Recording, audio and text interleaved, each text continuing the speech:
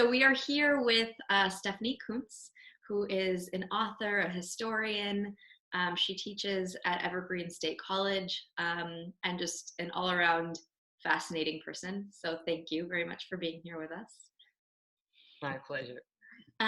So Stephanie, this is maybe a strange question to start out on, but why does it feel so hard to find a partner now?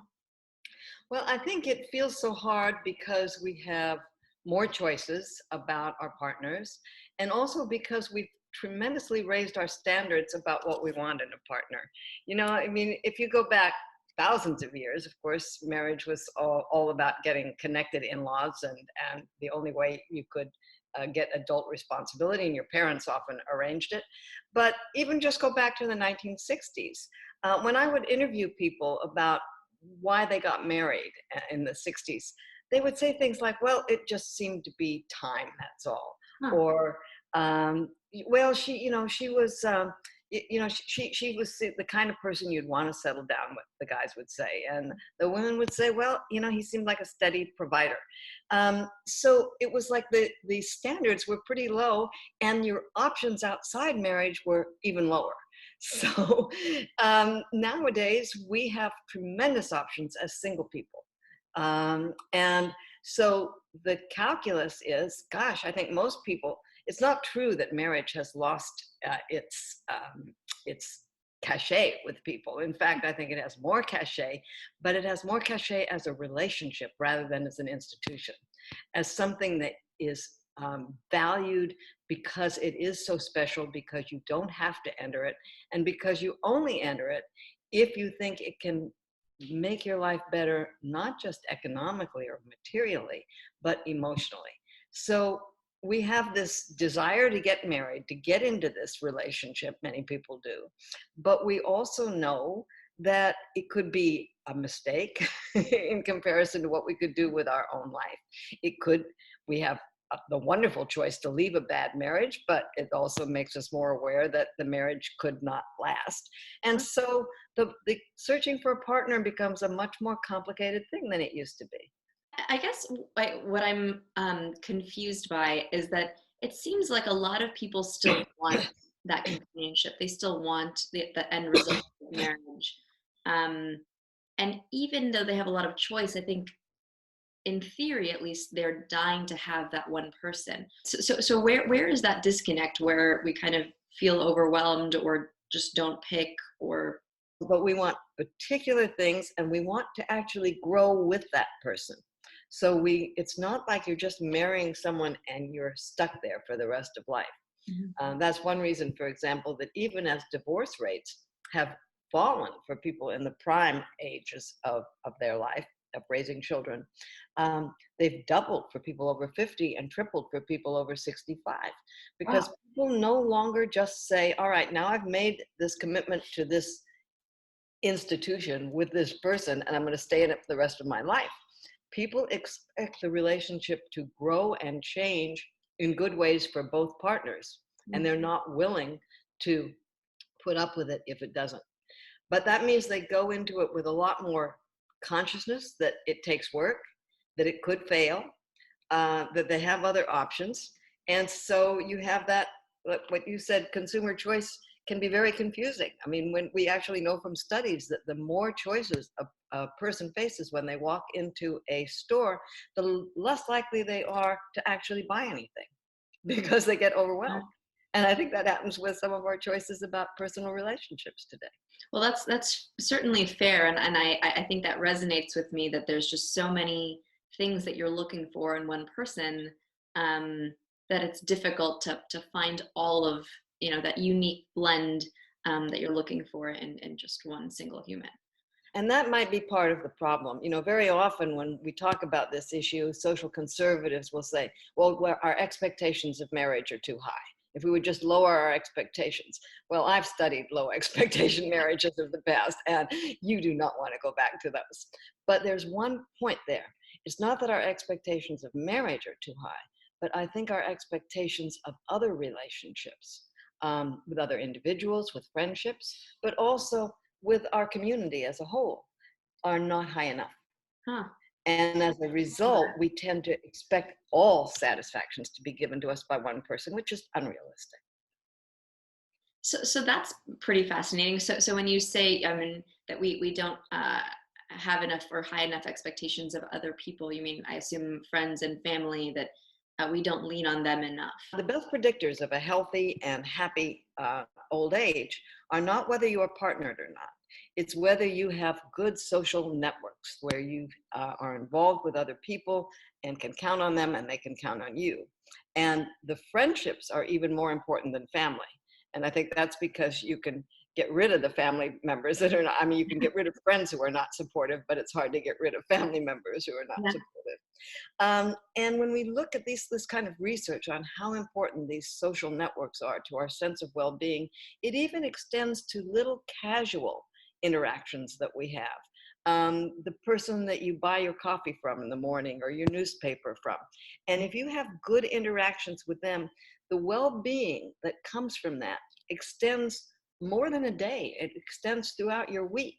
And I think that to the extent that we lose those kind of social interactions, both the close social networks and the ones that one researcher calls consequential strangers, just people that we're not close to, but that we know we can say hello to every day and have a nice exchange with.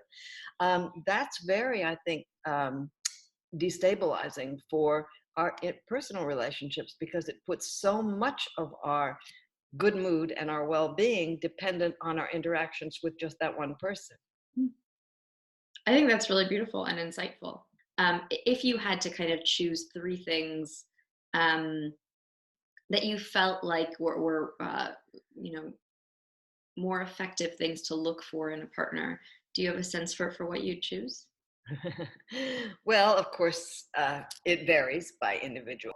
Um, in the 19th century, when the new ideal of marriage for love really took hold, people were really worried that how would we get people married if they, and how will we keep them married if it's just all based on such a, you know, kind of fleeting thing as love. And one of the ways they dealt with it, and that it also folded into changing um, economies where men were leaving the household and working outside the home, and women were increasingly excluded from some of these economic and political roles. This new definition of love developed as a union of opposites. Men and women were redefined as women were, you know, this the emotion keepers, the socially skilled people. Men were the go-getters, the ambitious, the strong people, and love became marriage became the union between people. You couldn't get access to the skills and resources and emotions of that other person without marrying someone of the other gender. And the result was a kind of strange erotic script. Women, we had to fall in love with men who could hurt us. They were stronger than us. We didn't understand them. We had to figure out, what are they thinking? So we developed this notion of talking to other women about trying to figure out what hints and cues. Romance novels have all been about that. How do you attract a man who is dangerous and make him not be dangerous for you? From Jane Eyre to 50 Shades of Grey, that's what they're all about. And men were told to be attracted, the definition of love was to provide things, to protect women, to provide for them materially, and to teach them. I'm really actually more tolerant of mansplaining than many of my feminist friends, because that's what men have been told for 100 years is the way they express love, you know? Now, this is not working for us anymore, and we have to readjust.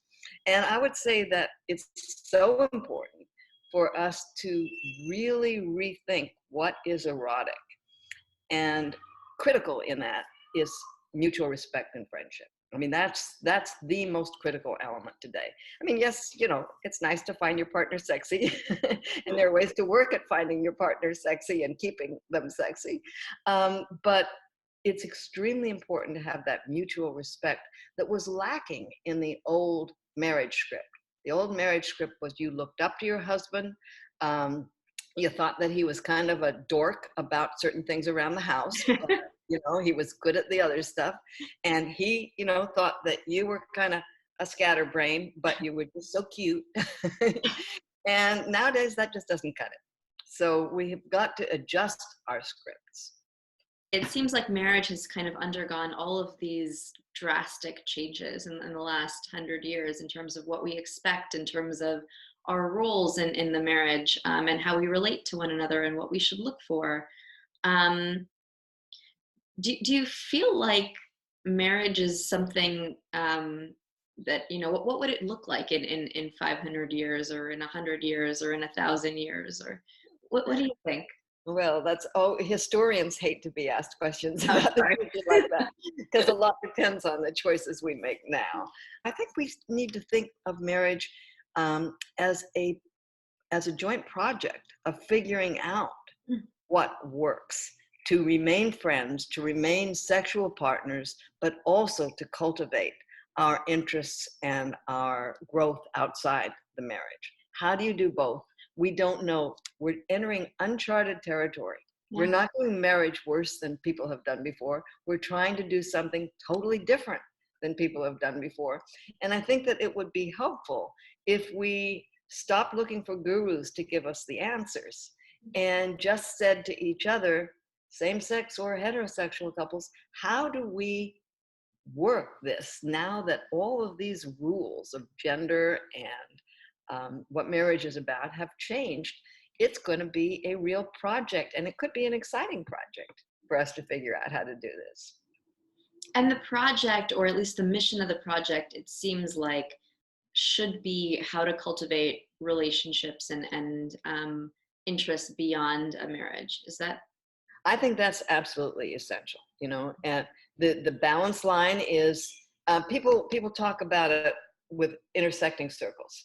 If you both are here and you don't have any circles and interests that overlap, that's not going to work. But if you're like this, you're probably going to smother each other. And so that idea of finding the areas in which you have these commonalities and want to increase these commonalities and these common friends and these common interests, and then these other areas and interests that you can bring back to the common ones and enrich them. One of the things I'm fond of talking about is how bad this date night advice is. Because what we know from research is that people are far more excited about their relationship when they spend time socializing with other adults, Wow. not just with their partner. And they've done experiments where they send people out on a date just with each other and tell them to talk about intimate things and new things, and then they send other people out on a double date with two people they don't know and ask them to explore new things. And the people who've been out with the people they don't know come back much more happy with their own partner. Wow. Than once. And so I think that's an extremely important part of building relationships, is finding ways to explore new things, not that take you away from the relationship, but that actually bring you back stronger with new input so that you're not just doing the same old things. That's very counter to what most people tell you, but I think it makes a lot of sense, because if you just look at the same person that that you spend day in day out with, there's not a whole lot of newness, and you're not kind of, as you say, growing together. Right. And they've also done studies that show that when you do things that are challenging, not just comforting, that is one of the things that really leads to greater bonds. So sitting down and watching the same TV show may be fine, for times in your life when you just need to unwind, but doing something that neither of you has done before, that's going to be hard, is actually probably more exciting for the relationship. Well, thank you. I think this has left me a lot to think about, and with a lot of things to kind of do. So thank you so much. I really appreciate it, Stephanie. Oh, it's my pleasure.